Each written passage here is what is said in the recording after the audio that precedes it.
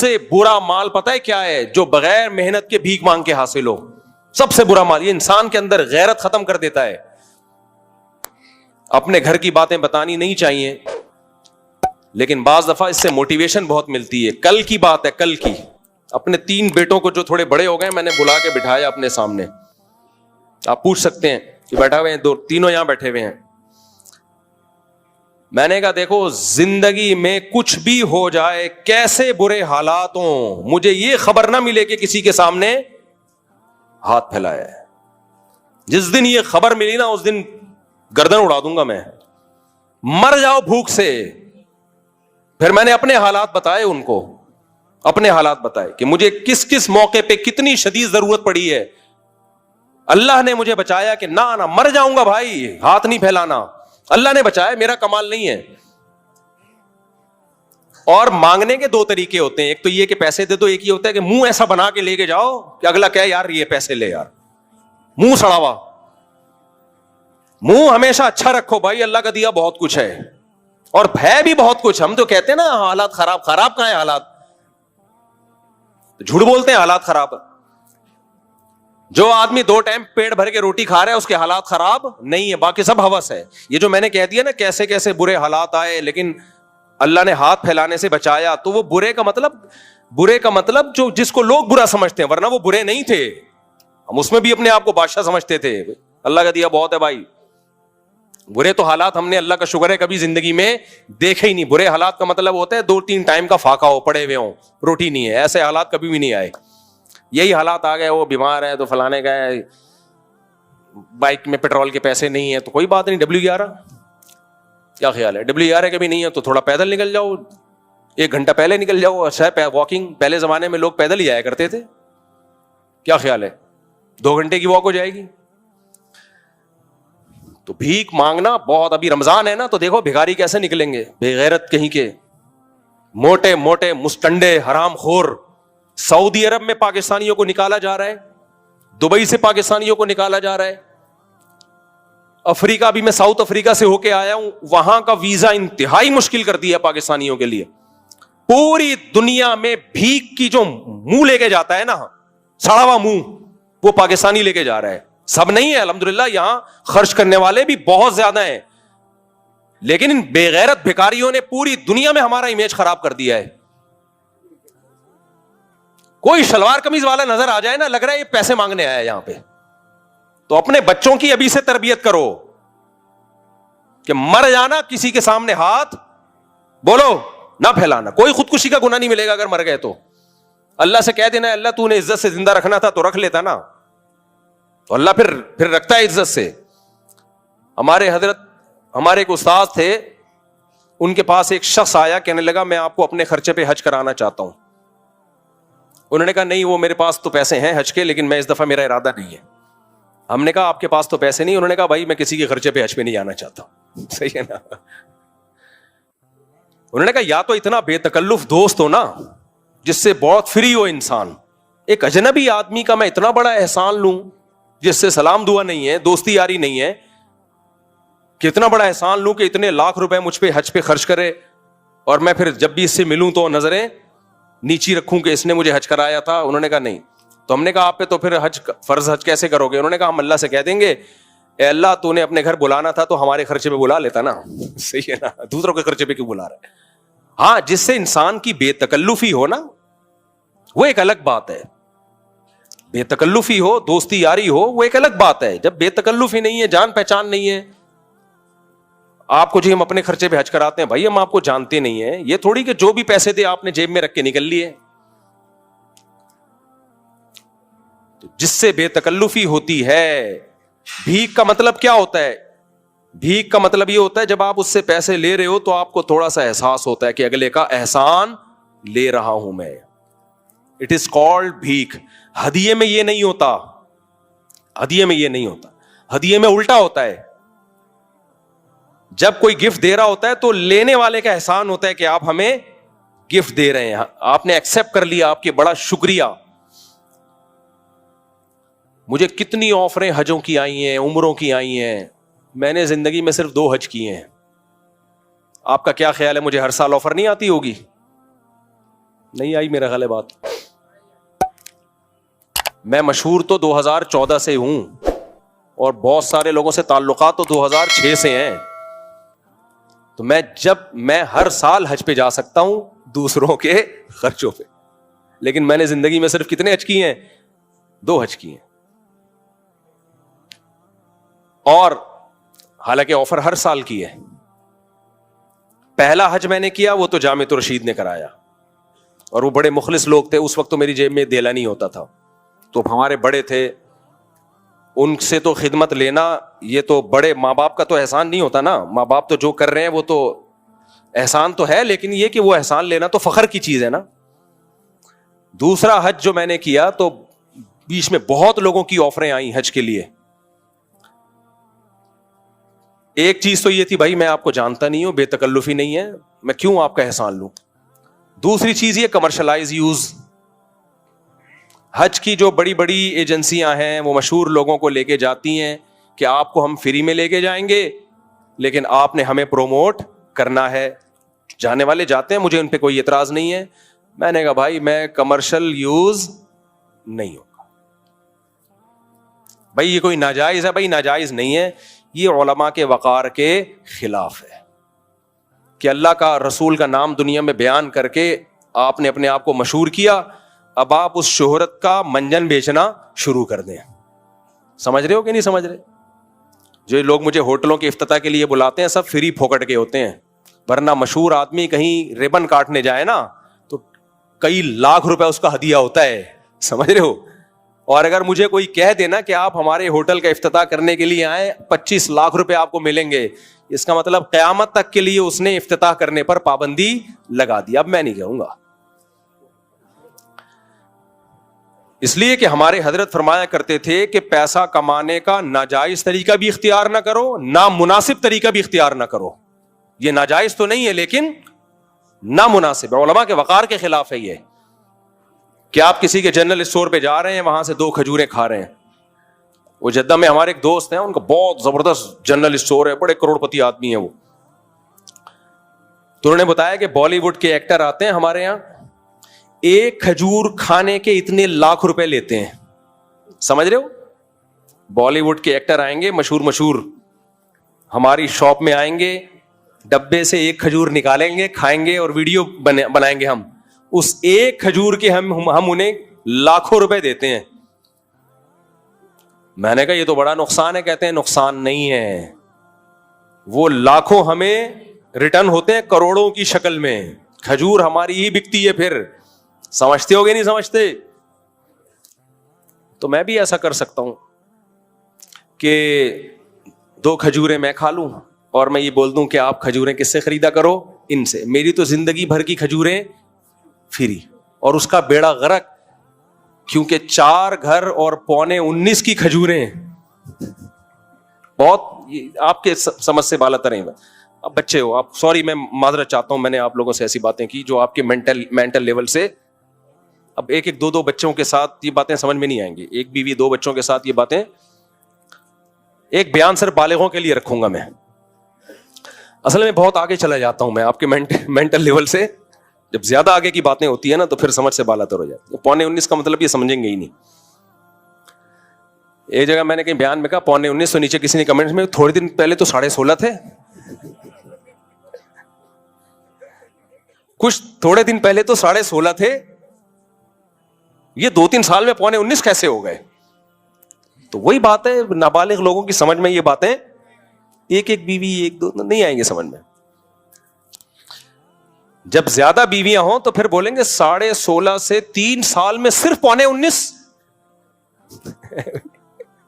پھر یہ جس دن یہ ذہن بن گیا نا, میں سمجھوں گا آپ کی سمجھ میں میرا بیان آنے لگا ہے. جس دن یہ ذہن بن گیا کہ یار چند سال پہلے 16.5 اور 3-4 سال کے بعد صرف 19.25, تو یہ جب یہ سوچ بن گئی آپ کی تو میں بولوں گا اب الحمدللہ آپ جو میں ذہن بنانا چاہتا ہوں وہ ذہن الحمدللہ بن گیا ہے. لیکن ابھی بھی زیادہ تر لوگوں کی سمجھ میں نہیں آ رہا ہے کہ کیا کہ خیر چھوڑو, نہیں آئے سمجھ میں, قیامت کے دن سمجھ میں آ جائے گا انشاءاللہ. اچھا ہم جلدی سے بات کو سمیٹ کے ختم کرتے ہیں. تو بات یہ چل رہی تھی کہ ہاں تو میں یہ عرض کر رہا تھا کہ یہ جو ہاتھ پھیلانا ہے نا یہ بہت بری عادت ہے, بہت بری. اللہ کی عادت ہے جس نے ایک دفعہ ہاتھ یوں کیا گیا ہمیشہ کے لیے. تو اپنے بچوں کو کل میں نے بٹھا کے تھوڑے تھوڑے سمجھدار ہو رہے ہیں نا, پر نکلنا شروع ہو رہے ہیں, یہ کام نہیں کرنا بھائی, یہ کام نہیں کرنا.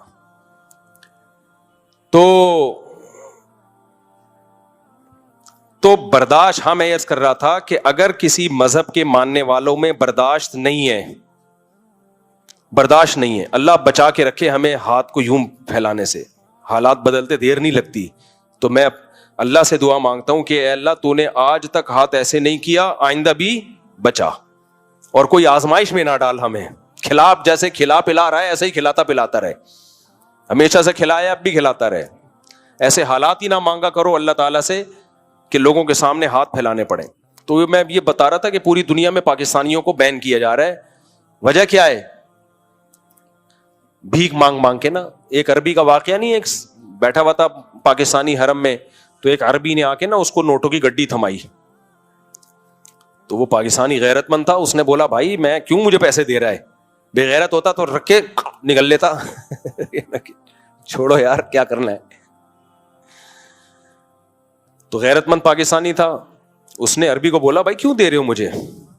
اس عربی نے بولا زکات زکات.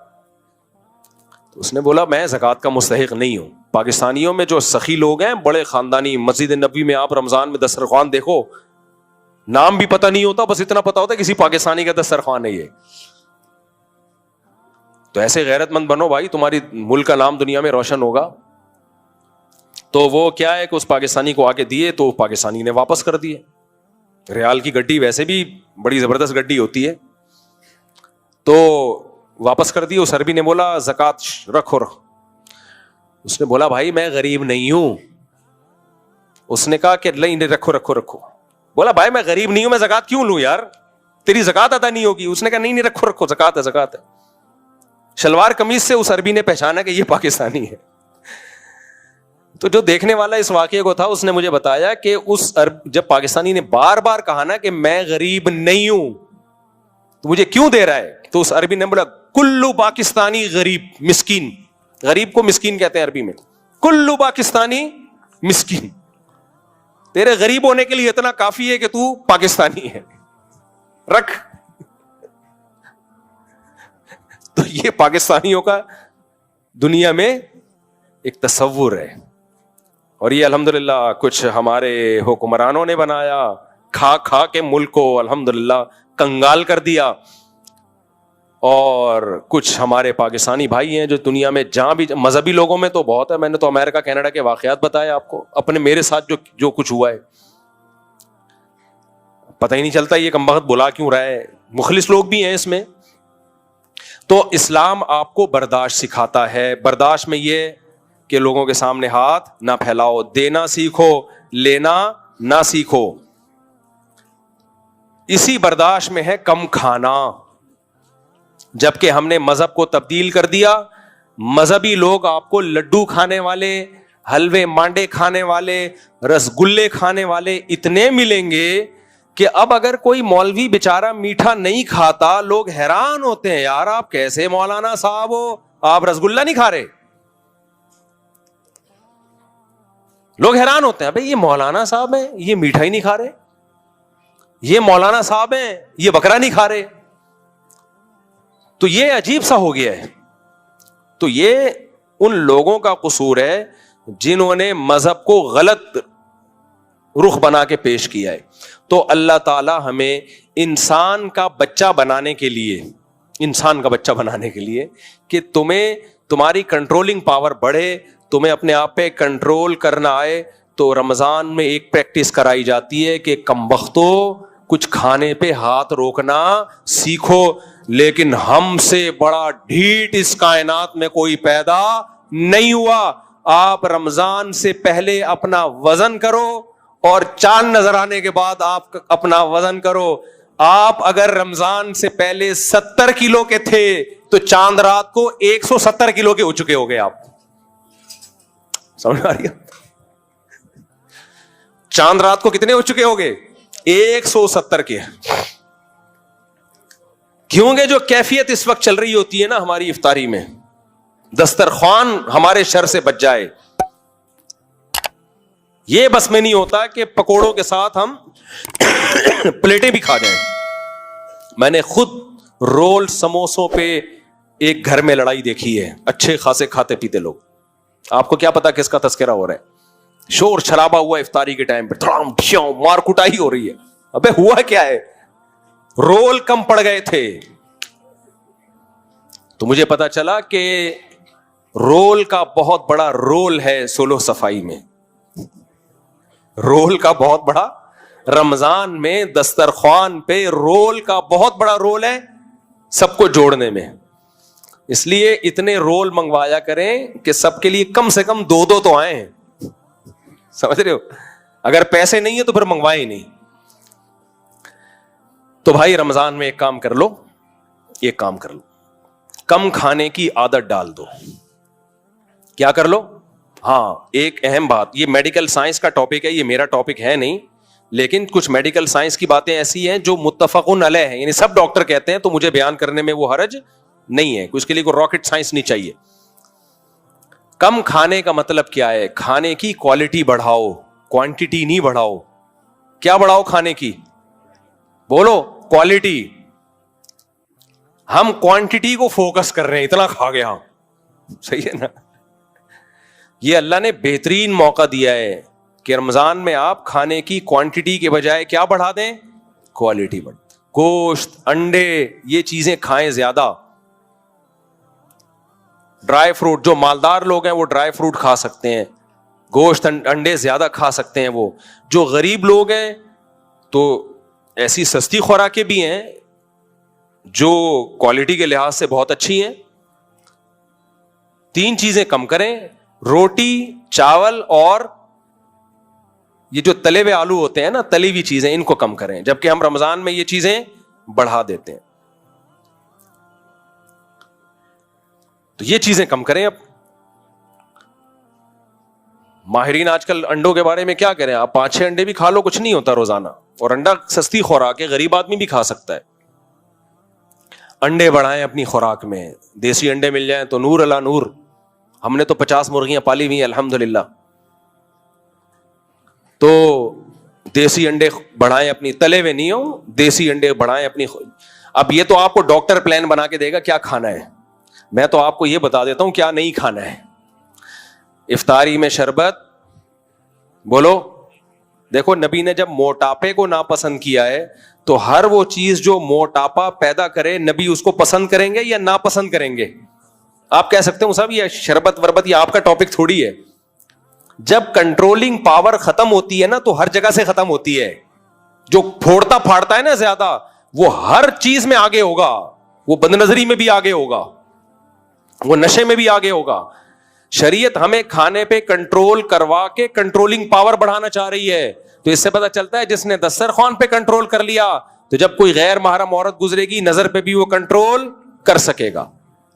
نیند چھوڑ کے فجر کی نماز پڑھ سکے گا. وہ ہر چیز میں کنٹرول, جو کھانے پہ کنٹرول کر لیتے ہیں نا تو ہر برائی سے بچنا ان کے کنٹرول میں ہوتا ہے.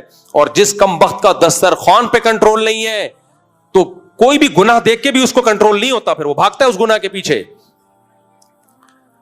تو اپنی صحت کا بھی خیال کرو میرے بھائی. اس رمضان میں اللہ نے بہترین موقع دیا ہے کہ انسان کے بچے بن جاؤ. بھینس لوگ, ہم لوگ بھینس نہیں ہیں, ہم لوگ کیا ہیں؟ ایک واقعہ سنا کے بیان ختم کرتا ہوں.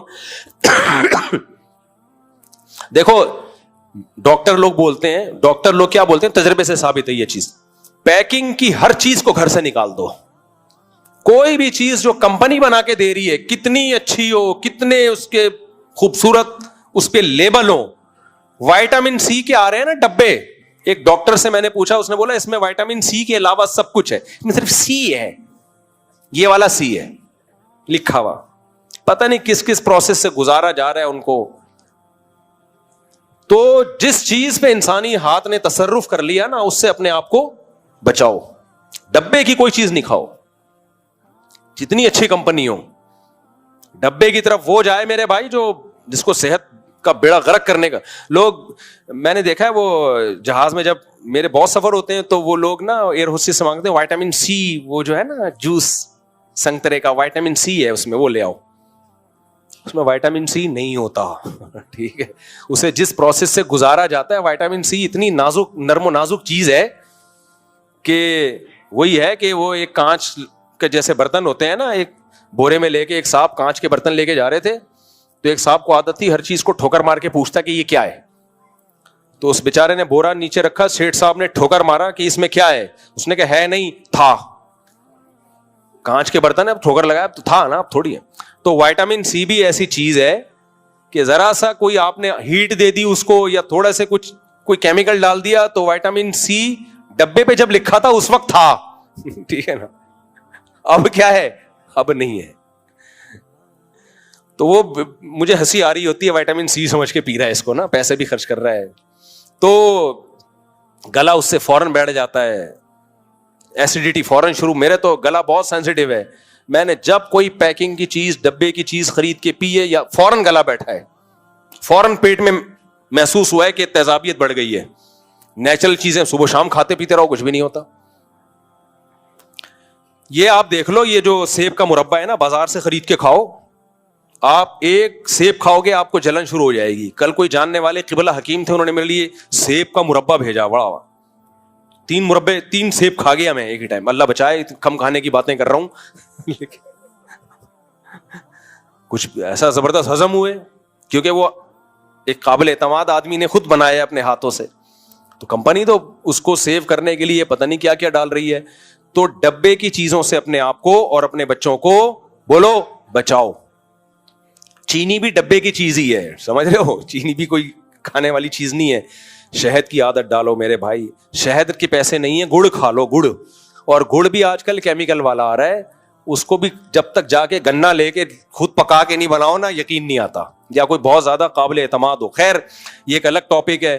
تو جو چیزیں ہم کھا رہے ہیں وہ صحت کو نقصان پہنچا رہی ہیں, اپنی خوراک کو ٹھیک کرنے کی ضرورت ہے. جب آپ کا کنٹرول ہوگا تو خواہشات میں ہر جگہ آپ کا کنٹرول ہو جائے گا. بس آخری واقعہ سنا کے بیان ختم کرتا ہوں. شاید حضرت مولانا قاسم نانوتوی رحمۃ اللہ علیہ کا واقعہ ہے. یہ میں آپ کو بتا رہا ہوں کہ اسلام کیا چاہتا ہے آپ سے, اسلام کیا چاہتا ہے, اسلام کا مزاج کیا ہے. مولانا قاسم نانوتوی کا کسی ہندو پنڈت سے مقابلہ ہوا, مناظرہ. تو اس ہندو پنڈت نے کہا کہ دیکھو, اسلام سچا دین ہے, یہ ہندو مذہب سچا دین ہے. اس کا ایسے پتا چل جائے گا کہ یہ ایک دیگ رکھی ہوئی ہے نا کھانے کی, میں پوری دیگ کھا لوں گا اور نہیں مروں گا. آپ بھی ایسی ایک دیگ کھا کے بتاؤ. بھائی انسان کے بس میں ہے دیگ کھانا, لیکن وہ ہندو پنڈت نے اس لیے کہا کہ میں پوری دیگ کھا جاؤں گا کہ بس یہ ایک معجزہ ہوگا, یہ اس کی علامت ہوگی کہ پوری دیگ میں نے کھا لی اور پیٹ میں اسپیس اتنی سی ہے, پھر بھی وہ دیگ مختلف کھانچوں میں پہنچ گئی اور میں نہیں مرا. اس کا مطلب بھگوان کس کے ساتھ ہے, میرے ساتھ, کہ اتنا بڑا میں نے کارنامہ سر انجام دیا, پوری دیگ کھا گیا اور پھر بھی نہیں مرا. تو یہ معجزہ ہوگا, یہ چمتکار ہوگی, اور یہ اس کی علامت ہوگی کہ یہ بھگوان کس کے ساتھ ہے, بولو میرے ساتھ. اور آپ دیکھ کھاؤ, میں گارنٹی سے کہتا ہوں آپ مر جاؤ گے. یہ اس کی علامت ہوگی کہ بھگوان آپ کا ساتھ نہیں دے رہا. اب مولانا قاسم نانوتوی تھے غالباً, یا کوئی اور بزرگ تھے میرا خیال ہے, نام ذہن سے کسی نے نیٹ پہ لکھ کے بتایا بھی تھا, پھر میں بھول گیا. اب وہ بیٹھ گئے بیچارے سر جھکا کے نا, لوگوں نے تالیاں بجانا شروع کر دی. یہ تو ہار گئے بھائی, ان کے بس کا نہیں ہے. اس کا مطلب بھگوان کس کے ساتھ ہے, ان کے ساتھ ہے, ان کے بس میں نہیں ہے بھائی, یہ نہیں. کافی دیر سوچ بچار کے نا انہوں نے سر اٹھا کے کہا کہ دیکھو بھائی, ایکچولی بات اصل میں یہ ہے کہ دیگیں کھانا انسانوں کا کام نہیں ہے, بھینسوں کا کام ہے. بھینس کو جب ہم چارہ ڈال کے دیتے ہیں تو پلیٹ میں دیتے ہیں یا اتنے بڑے دیگڑے میں دیتے ہیں. کبھی آپ نے دیکھا 3 لڈو بھینس کے سامنے, آپ نے, بھینس بولے گی میرے ساتھ کیا مذاق کر رہا ہے بھائی تو. تو یہ جو اتنی بڑی بڑی دیگیں کھانا, یہ بھینسوں کا کام ہے, یہ انسانوں کا کام نہیں ہے. انسان میں اللہ نے خواہشات کو کنٹرول کرنے کی طاقت رکھی ہے. میں 1 ہفتہ کھائے پیے بغیر رہ کے دکھاتا ہوں, تو بھی 1 ہفتہ رہ کے دکھا. سمجھ میں آ رہی ہے بات؟ میں 1 ہفتہ کھانے اور پینے پہ کنٹرول, مجھے پیاس لگے گی نہیں پیوں گا پانی, بھوک لگے گی کھانا نہیں کھاؤں گا, تو بھی 1 ہفتہ یہ کر کے دکھا دے. جس نے کر لیا اس کی علامت اس کا دین سچا ہے. تو اسی وقت مناظرہ ہار گیا اس نے. نہیں ہو سکتا بھائی. تو اب آپ کو اسلام کا فلسفہ سمجھ میں آیا؟ جو کھائے پیے بغیر گزارا کر لے وہ اچھا مسلمان ہے. جس کمبخت کو ایک دن کا ناشتے کا ناغہ ہو جائے اور پاگلوں کی طرح سر دیوار پہ کوٹنے لگے, پھوڑنے لگے. ہم جب چھوٹے بچے تھے, جب گھر میں آتے تھے, مجھے اپنے اسکول کا زمانہ یاد ہے کہ جب گھر میں آتے تھے پوچھتے تھے کیا پکا ہے. اگر ہماری اماں نے کہہ دیا نا ابھی پکنے میں آدھا گھنٹہ باقی ہے, کھانا پک رہا ہے آدھا گھنٹہ, میں پلیٹیں اٹھا اٹھا کے پڑوسیوں کے یہاں پھینکتا تھا. سمجھ رہے؟ اور ایسے دروازہ نہیں یوں پکڑتا تھا, دوڑ کر کے مارا. دروازہ یوں لے کر گئے, بڑا زبردست طریقہ ہے یہ. دروازہ کھولا, لکڑی کا دروازہ, پھر دوڑ کر کے مارا اس کو. اس سے ایک آواز آتی تھی. یہ ہمارے احتجاج کا طریقہ ہوتا تھا. پلیٹ اٹھا کے دیوار پہ مار رہے ہیں, دوڑ دوڑ. تو بچوں پہ یہ چیزیں سوٹ کرتی ہیں. بچپنا تھا نا, کیا خیال ہے؟ بچے اس طرح کی ضد کریں, کھانا نہیں ملا جوتے اٹھا اٹھا کے مار رہے ہیں. وہ الگ بات ہے کہ پھر ہر ایکشن کا ری ایکشن ہوتا ہے. میں نے یہ تو بتایا کہ میں کیا کرتا تھا, آگے میں یہ نہیں بتا رہا کہ میرے ساتھ میری اماں کیا کرتی تھی. پھر یہ تھوڑی بتا رہا ہوں میں. ہم تو جو پلیٹ نے دھاڑ دھاڑ کری وہ غصہ آ رہا ہے. تو بچپن میں تو ٹھیک ہے, کیا خیال ہے؟ بچپن میں ٹھیک ہے. یہ بچے تو ہوتے ہی بھائی, ان کو چیز نہ, لیکن جب انسان بڑا ہو جاتا ہے تو پھر اس کی کنٹرولنگ پاور بولو بڑھنی چاہیے. اس کھانا مل گیا ٹھیک ہے, نہیں ملا بھوکا رہو, کوئی مسئلہ نہیں ہے. ہمارے نبی صلی اللہ علیہ وسلم گھر آتے, آپ نے کیا فرمایا کہ میں نے اللہ سے دعا مانگی کہ اللہ ایک وقت کھلا ایک وقت بھوکا رکھ مجھے, تاکہ جب کھاؤں تو شکر ادا کروں, نہ ملے تو کیا کروں, صبر کروں, صبر کا ثواب حاصل کروں. ہم تو اللہ سے دعا مانگتے ہیں اللہ تیرے نبی کا حوصلہ تو بہت بلند تھا, ہمیں صبر والی زندگی نہیں, ہمیں تو خوشیوں والی زندگی چاہیے. ہمارا تو حوصلہ صبر کا نہیں ہے.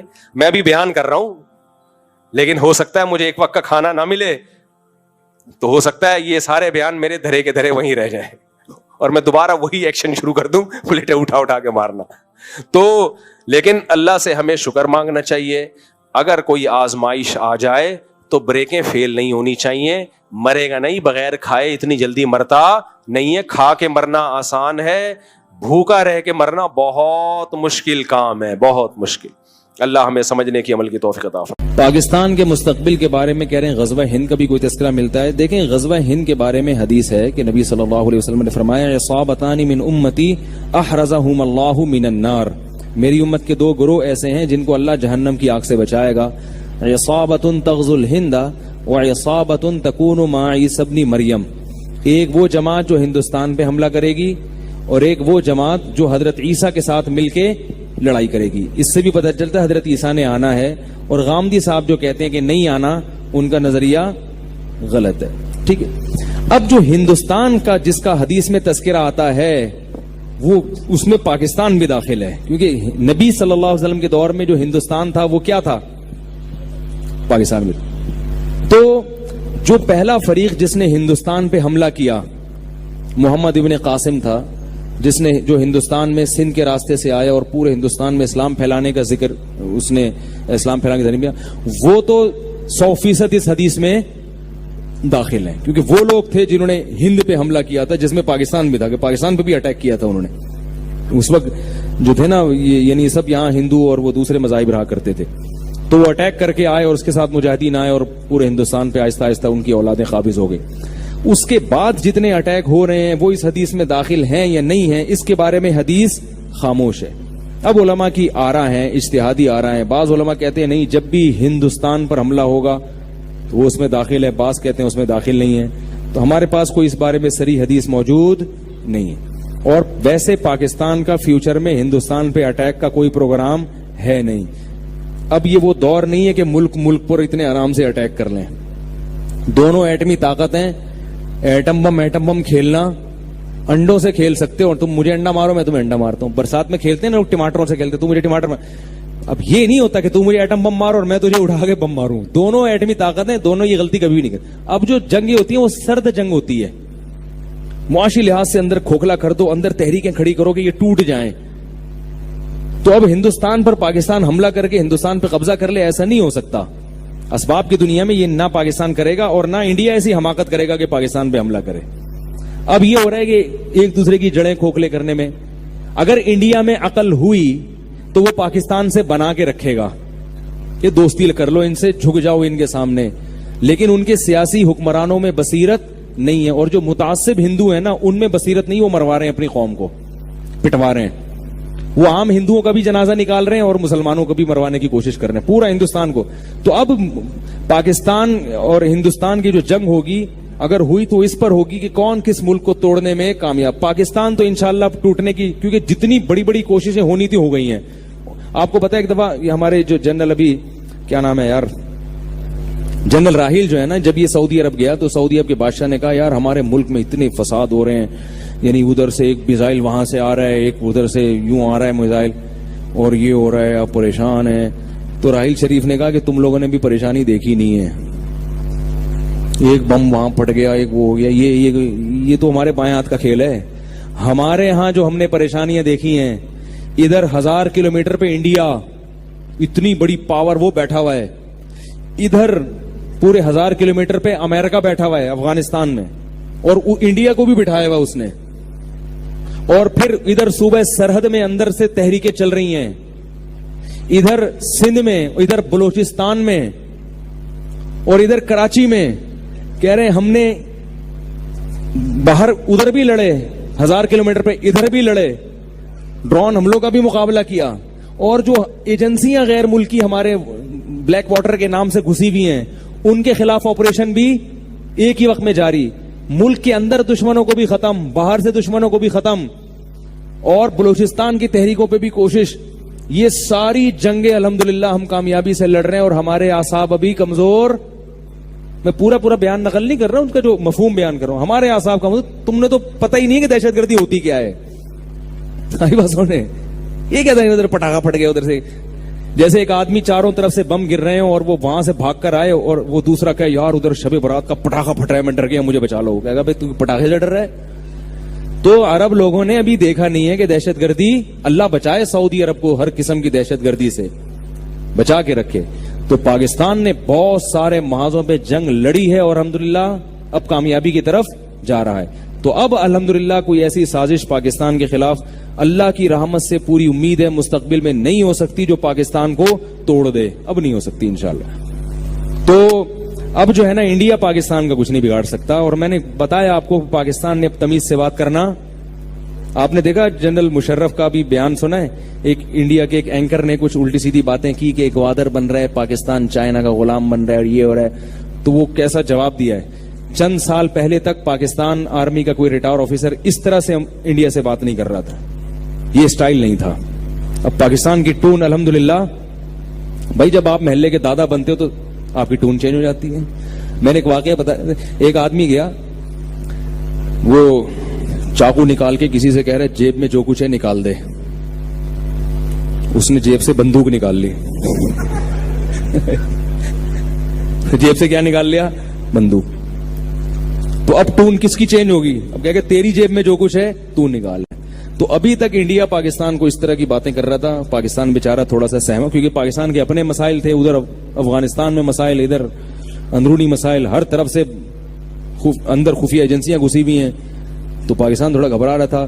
اب الحمدللہ پاکستان کی ٹون, اب پاکستان نے تمیز سے بات کرنا چھوڑ دی ہے. پاکستان کہہ رہے اس سے ہم تمیز سے بات کریں گے جو ہم سے تمیز سے بات کرے گا. وعلیکم السلام اس کو کہیں گے جو ہم کو السلام علیکم کہے گا. یہ الحمدللہ ایک حقائق ہیں. تو بہت ساری نا امیدی کی باتوں میں امید کی باتیں بھی الحمدللہ بہت ساری.